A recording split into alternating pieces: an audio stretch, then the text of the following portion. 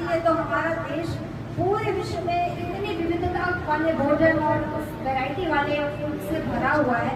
हर एक राज्य की अपनी एक पहचान है, अपना एक वेशभूषा है, अपना एक सांस्कृतिक रीति रिवाज है, त्योहार मनाने के ढंग है, पारंपरिक पोशाक है।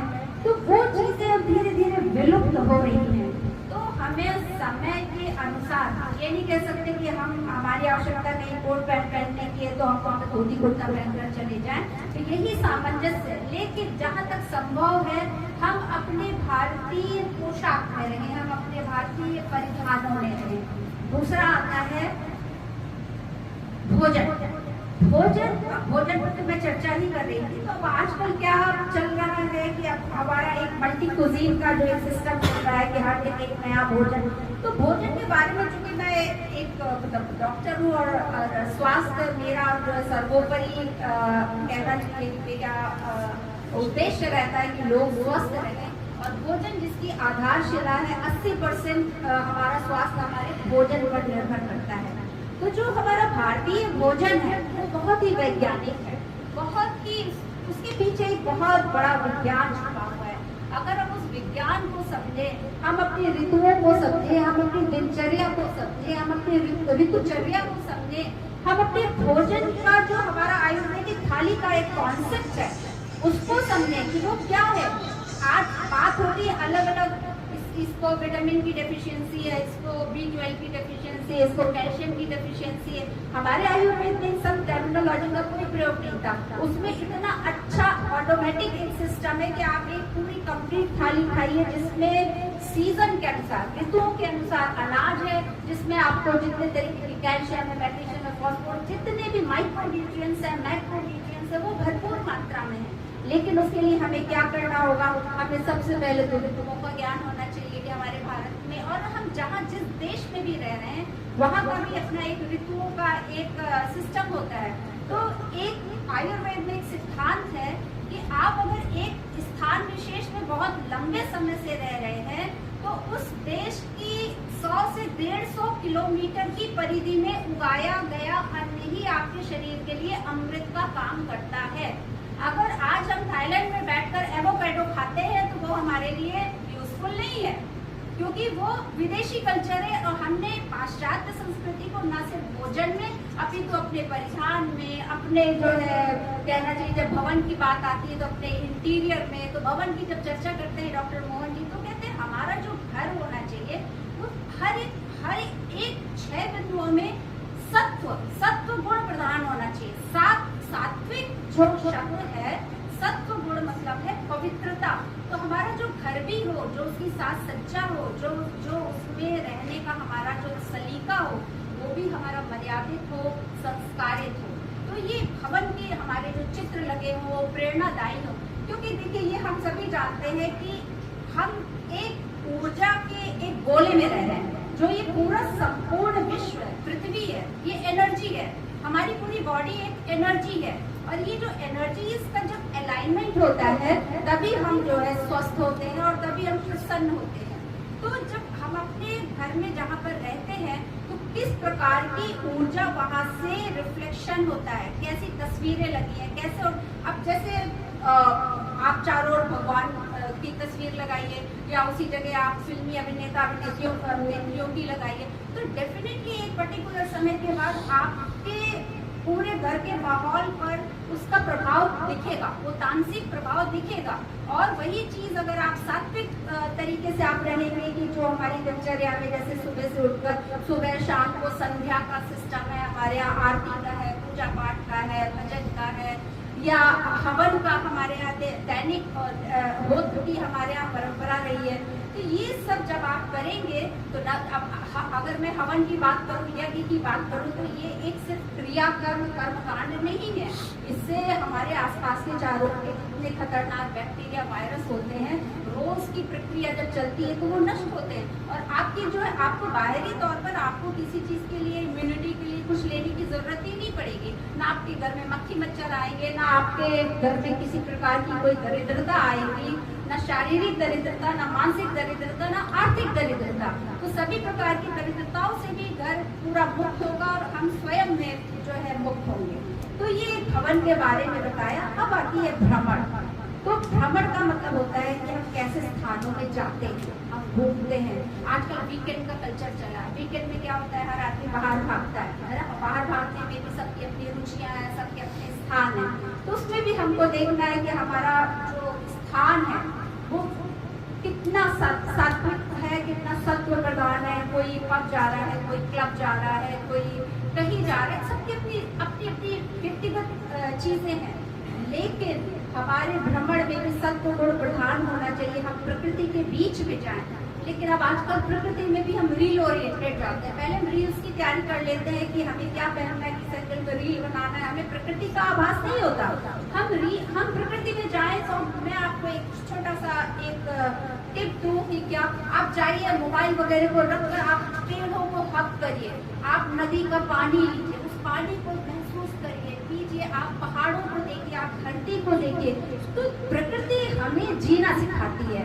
और प्रकृति के जो मूलभूत गुण हैं, मतलब धरती का गुण क्या है, धरती हमारा बोझ सहन करती है, लेती क्या है बदले में, कुछ नहीं। हम उसको बदले में क्या देते हैं, जहरीले कीटनाशक पदार्थ और सब कुछ अपनी मिट्टी को बर्बाद कर दिया। इसी प्रकार से जैसे घास है, नदियां हैं, नदियां क्या लेती हैं, कुछ नहीं, हमें जल देती है, वायु हमें ऑक्सीजन। कोई प्रकृति हमसे कुछ नहीं लेती। तो जब आप प्रकृति के बीच में जाएं, नेचर के बीच में जाएं, तो वो देने का गुण सीखें। क्योंकि हमारा भारत देश देता है, लेने की प्रक्रिया हमारे यहाँ नहीं रही, हमारे यहाँ दान की प्रक्रिया रही है। हमने दान करना सीखा है। हमारे घर में कोई भी व्यक्ति आए वो भूखा ना जाए, कोई भी पशु पक्षी हो। हमारे यहाँ परिवार की जो मीनिंग है ना, परिभाषा, वो परिभाषा जो हमारे पुरातन काल में वेद पुराणों में जो वर्णित है, वो सिर्फ हमारे माता पिता, पुत्र पुत्री या हमारे जो दो चार लोग हैं वो नहीं है।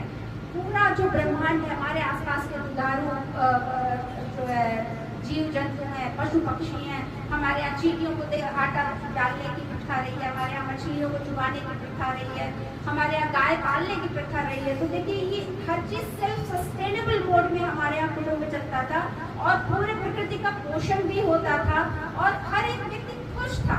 देखिए, आज आप में से पता नहीं कितने लोग सहमत होंगे या असहमत होंगे, समृद्धि तो बढ़ रही है, लोगों के पास धन है, सब सुख सुविधाएं हैं, लेकिन आत्मिक संतोष नहीं है, आत्मिक आनंद नहीं है, तनाव में है। इसके बाद भी व्यक्ति तनाव में है। क्यों है, ये प्रश्न है। ऐसे तमाम प्रश्नों के उत्तर कुटुंब प्रबोधन के कार्यक्रमों से मिलते हैं। हम उसके प्रशिक्षण के कार्यक्रम चलाते हैं और आगे हम यहाँ पर भी हम करेंगे, जिसमें हम आहार पर बात करेंगे कि आपको कैसे आहार शास्त्र समझाया जाए, आपका भोजन कैसे हो, आपको आपके शरीर की प्रकृति अपनी क्या है वो जाने। फिर आप मदर नेचर, जिसको कहते हैं कि जो बाह्य प्रकृति है, इन दोनों के बीच में साम्य कैसे स्थापित करें। बाहरी प्रकृति और अंदर की प्रकृति दोनों के गुण एक है। प्रकृति देना जानती है, हमारा स्वभाव भी देना ही होना चाहिए। तो ऐसे तमाम बिंदु हैं। फिर इसके बाद इसमें हम, क्योंकि हमारे यहाँ भारत का जो नींव है, जो आधारशिला है, वो रही है शिक्षा और चिकित्सा। शिक्षा सबसे पहले इसीलिए नष्ट की गई, जब मैकाले आया तो उसने जो अपना सबसे पहले उसने कांड किया, वो यहाँ की शिक्षा व्यवस्था को भंग किया, यहाँ के गुरुकुल को नष्ट किया, क्योंकि उसको पता था कि ये हमारा हमारे भारत देश की स्पाइन है, मेरुदंड है। अगर किसी की रीढ़ की हड्डी तोड़ दी जाए तो व्यक्ति लाचार है, उसका दिमाग बंद हो जाएगा, क्योंकि हमारा ब्रेन और स्पाइन दोनों कनेक्टेड है, दोनों एक मिलकर ही काम करता है। और हमारे चेतना के स्तर को अगर हम अध्यात्म की भाषा में कहें, विज्ञान की भाषा में कहें, तो हमारी चेतना का स्तर, हम जितना सीधा बैठेंगे उतना हमारा चेतना का स्तर भी सीधा होगा। तो ये एक पहला अभ्यास है। आइए आप सब सीधे बैठते हैं, बिल्कुल सीधा बैठिए और अंदर देखिए आपकी अवेयरनेस में, आपकी अलर्टनेस में।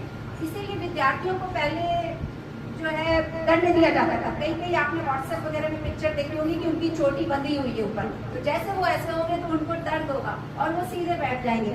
तो सीधा बैठना इसलिए आवश्यक है कि आप जो भी कार्य करेंगे उसका आपको 100% ब्रेन से, आपकी ब्रेन से एक्टिवेटेड रहेंगे।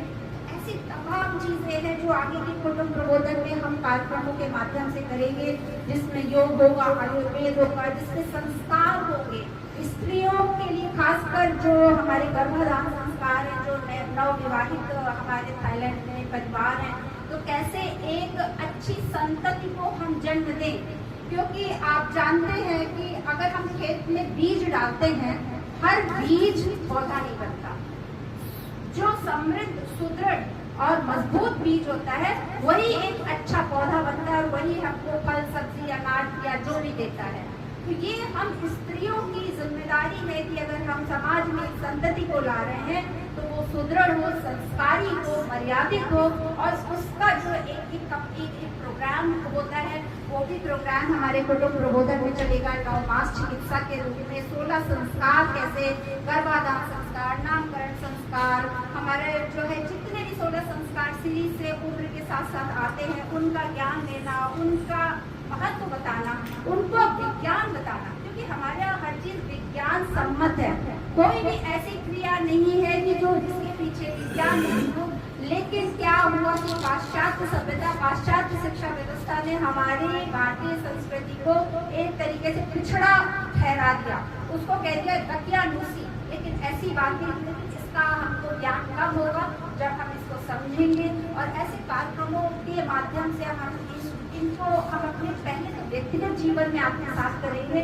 जैसा कि मैंने पहले भी कहा कि संघ जो है वसुधैव कुटुंबकम की अवधारणा पर काम करता है। व्यष्टि से समष्टि की यात्रा है राष्ट्रीय स्वयंसेवक संघ, और विदेशों में अलग अलग जो हिंदू स्वयं संघ के जो प्रकल्प चल रहे हैं वो। तो आज हम सब यहाँ पर इकट्ठा हुए हैं ताकि हम थोड़ा सा समझें कि कुटुंब की अवधारणा क्या है और कुटुंब प्रबोधन का क्या एक मतलब कहना चाहिए कि विजन है, कि इसको हम कैसे देश विदेश में इसका हम विस्तार करें और एक अच्छे समाज की, अच्छे राष्ट्र की। आजकल जगह जगह युद्ध चल रहे हैं, जगह एक भारत एक ऐसा देश है जिसने कभी किसी के ऊपर आक्रमण नहीं किया। क्यों? क्योंकि हम शांति के दूत हैं, हम ज्ञान के दूत हैं, हम शिक्षा के दूत हैं, हम प्रकाश देने वाले हैं, हम अंधेरा फैलाने वाले नहीं हैं। तो ये एक सतत प्रक्रिया है और हम सभी स्वयंसेवक, स्वयंसेविका, भाई बहन, हम सब इसके सैनिक हैं। और हमारे जितने वरिष्ठ लोग हैं उनके नेतृत्व में हम यहाँ पर कार्य कर रहे हैं और आगे भी आप सबको सूचना देती रहेगी कि कुटुंब प्रबोधन के जितने भी आगे कार्यक्रम होंगे। तो बहुत आप यकीन मानिए कि आपको विदेश में बैठ के आपको भारत पूरा मिलेगा। आप सीखेंगे अपने वेद, पुराण, उपनिषद, अपनी शिक्षा, अपनी चिकित्सा, अपना आहार, योग, ऐसे तमाम विषयों पर हम कार्यक्रम करेंगे, जिसमें बच्चों के लिए, स्त्रियों के लिए, पुरुषों के लिए, हमारे घर बुजुर्ग माँ बाप हैं उनके लिए। और ऐसे ही हम अलग अलग स्थानों पर ऐसे ही परिचर्चा करेंगे, बैठेंगे, मिलेंगे, क्योंकि कुटुंब का मतलब है कि हम जो है एक दूसरे के सुख दुख के साथी बने, सिर्फ एक चार दीवारी में बंद होकर ना रह जाए, क्योंकि ये परिवार नहीं है, ये जीवन जीने का ढंग नहीं है। एक सीमित चीज का संचय करने के बाद बाकी फिर हमारी जो हमारा दायित्व है वो हमारे समाज के लिए है, देश के लिए है। तो हम उस पर कैसे हम अपना कंट्रीब्यूशन करें, हम कैसे उसके लिए काम करें, ये भावना लाना है, ये जोश लाना है, ये हमारे हमको अपने अंदर एक भारतीयता का जो गुण है वो फिर से पुनर्जागृत करना है। और कुटुंब प्रबोधन के इसी उद्देश्य को हम पूरा करने के लिए आज इकट्ठे हुए हैं और आगे भी इकट्ठा होते रहेंगे सभी कार्यक्रमों में। और इन्हीं शब्दों के साथ मैं आज अपना ये वक्तव्य अभी समाप्त करती हूँ। विषय तो खैर बहुत बड़ा है, बहुत कुछ, लेकिन चूंकि ये आज प्रथम सत्र है, इसमें परिचय देना था कि कुटुंब प्रबोधन क्या है। बहुत सारे लोगों को नहीं पता कि क्या इसका विजन है, ठीक है। तो अभी हम प्रार्थना करेंगे। प्रार्थना के बाद बीच में हमारे थाईलैंड का जो बहुत ही बड़ा पुराना विष्णु मंदिर है, आप सभी जानते होंगे। हमारा सौभाग्य है कि आज मैंने व्यक्तिगत तौर पर उनको आमंत्रित किया और उन्होंने आतिथ्य को स्वीकार किया। पंडित जी ने, उन्होंने कहा नहीं मैं जरूर आऊँगा, और ये हमारा सौभाग्य है कि आप हैं। आपके सत्संग को मैंने सुना है मंदिर में, बहुत ही कहना चाहिए कि मतलब ज्ञानवर्धक होते हैं। और हमें भी आज कुछ उनसे 2 शब्द सुनने के लिए मिलेंगे। तो मैं पंडित जी से आग्रह करती हूँ कि आप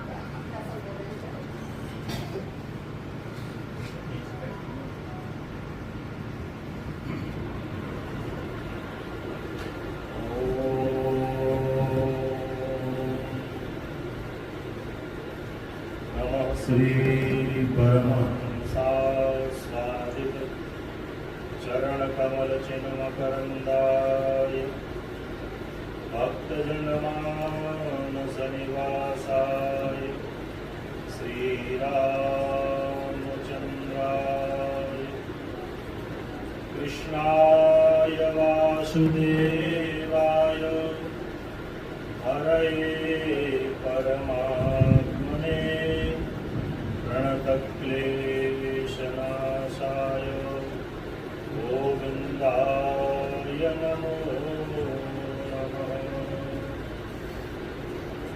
भारत माता की जय। वंदे मातरम। सब उपस्थित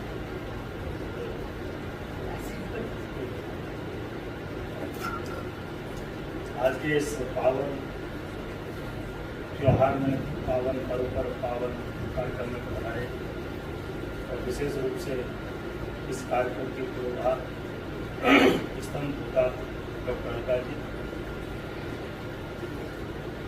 जब आपने आमंत्रित किया तो मैंने उसका शीर्षक देखा, कार्यक्रम का आधार क्या है, रूपरेखा क्या है, स्वरूप क्या है। और संभवतः ये कार्यक्रम पहले विश्व में होने वाला था, किसी कारण से यहाँ संपादित हो रहा है। बहुत समय तो अब कहने के लिए नहीं है। अभी हमने आपसे सुना कि हमारी प्राचीनता, हमारी अर्वाचीनता, हमारे पूर्वज, हमारे वीर पुरुष, हमारी भूतकाल में जो दयनीय दशा हुई, वर्तमान में संक्रमण जो चल रहा है और भविष्य की उम्मीदों पर हम लोग जो विचार कर रहे हैं, उसमें कुछ बातें ऐसी उभर के आती हैं कि हम कहते तो हैं, सुनते तो हैं, सुनाते तो हैं, लेकिन जिसको कहते हैं अमल करना, प्रैक्टिकली इसको धरातल पर लाना। हम बहुत चर्चा करते हैं अपने खान पान के बारे में, हम बहुत चर्चा करते हैं अपने वेशभूषा के। हम जितने भी बैठे हैं अलका जी की दृष्टि में सब समान है, सब आगंतुक हैं, सब अतिथि हैं, सबका स्वागत है। लेकिन फिर भी एक कैटेगरी है, जो आगे बैठा है वो पीछे नहीं जा सकता, जो पीछे है वो आगे नहीं जा सकता। ये एक व्यवस्था है। कहीं न कहीं हमको आपको ये समझना पड़ेगा, एक व्यवस्था को सुदृढ़ रूप से बनाने के लिए ये कैटेगरी, ये श्रेणी बनाई जाती है और बनाई गई है और बनाई जाती रहेगी। लेकिन वो द्वेष मूलक नहीं है। पिताजी का जो स्थान है वो भैया जी जाके बैठ जाएं, बेटा जी जाके बैठ जाएं, तो है तो स्थान बैठने के लिए, लेकिन पिताजी के लिए निहित है, इसलिए बेटा जी का बैठना वहां उचित नहीं। जहां तक आज के कार्यक्रम की बात है, बहुत लंबा विस्तार से हम लोगों ने एकाग्रता से सुना। एक बड़ा प्यारा शब्द है परिवर्तन, और आप लोग सुपरिचित हैं शब्द से। ये नेचर का स्वभाव है, बदलना। बदलने में बुराई नहीं है। जैसे प्रकृति 12 महीने में लौट करके वहीं आती है। कितने मौसम आपको दिखाते हैं, कड़ाके की ठंड भी होती है, गर्मी भी होती है, बरसात भी होती है, सर्किल में लौट कर फिर वहीं आती है। वैसे ही हमारा आपका जीवन चक्र है। हम कितने भी भ्रमण करें, कितने भी